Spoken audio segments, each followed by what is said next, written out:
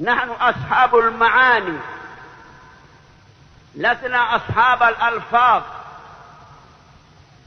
الألفاظ الجوفاء لا تجدي. انظر إلى المعنى. The sixth question is, what is the difference between, this is a very good question, what is the difference, ما الفرق في قولهم هذا صاحب بدعة وهذا مبتدئ? What is the difference between saying a person of bid'ah, so and so is a person of bid'ah, and saying so and so is a mubtadi', so and so is an innovator? So what's the distinction? When we say he is a person of innovation, and when we say he is an innovator, what's the distinction? The Shaykh says, in my view, the distinction is very clear, and I will explain it to you. That which we know from the expressions of the people of knowledge and from their way is that when they say mubtadi', when they say about someone he is a mubtadi', they do not apply this label except for the one upon whom the proof has been established. The proof has been established upon him. The haqq has been made clear to him. He's rejected the haqq. Now he is a mubtadi'. The hujjah has been established upon him, and it's become clear that he is a person of misguidance and that he misguides other people. So they say mubtadi'. And he says, in the majority of the cases, this is how it is. They use it to say someone is a mubtadi' who's had the hujjah established upon him.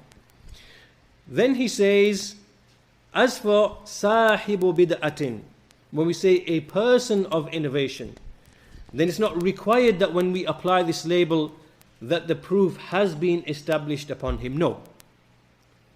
Rather they say this person is a sahibu bid'ah, meaning that he is someone who is acting or he's carrying a bid'ah. So this is a more general statement. In other words, what the Shaykh is alluding to, that when we say so-and-so is a person of innovation, this does not necessitate tabdi'. Does not necessitate tabdi'. It doesn't mean that we have now expelled a person from the Sunnah and declared him to be a misguided innovator. No. We are using this word in a descriptive sense. Descriptive sense. This person has something of innovation with him. He's implementing some innovation. He's a sahibu bid'atin. This term is not the same as mubtadi'. So one implies establishment of the proof, and the other one does not imply establishment of the proof. And since we are on this topic, I would like to make a quick clarification here, that we see that the people of knowledge, they distinguish between someone who is a caller to innovation, someone who's upon a bid'ah, and he goes out, he stands on the chair, on the table, on the minbar, and he calls the people to his misguidance.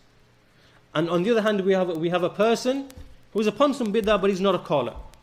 He doesn't call the people, he doesn't go out in the street, he doesn't invite, he just quiet keeps himself to himself, and that's what he's upon. Are these two the same? Are these two the same? They're not the same? What have our scholars said? What have the scholars of the past said? Are they the same? Are they the same? No. This is something that is established with the people of hadith.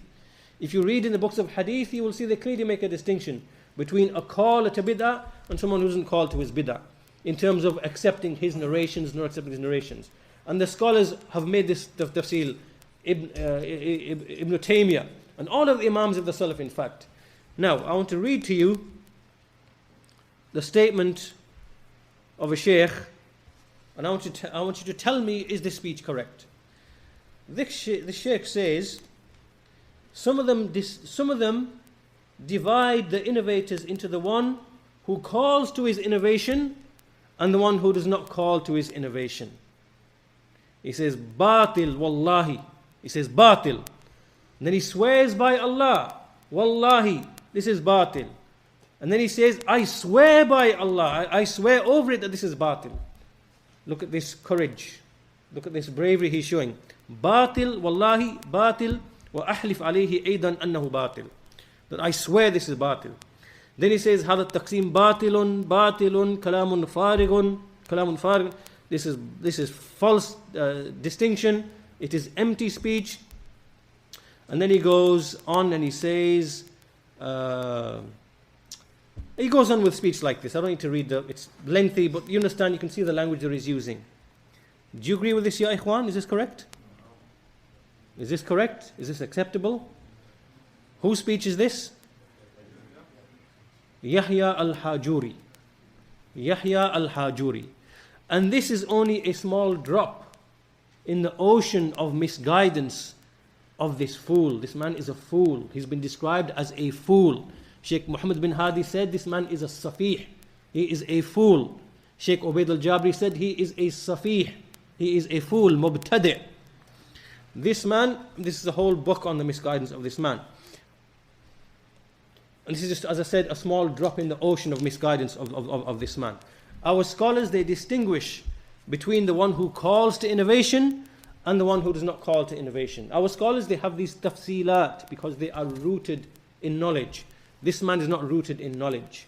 This man is rooted in harshness, foul language, severity, lying, deception, and so many other evil traits that, that he has made apparent. So as we were on that particular point that the Shaykh clarified, it was worthy that we clarify that as well.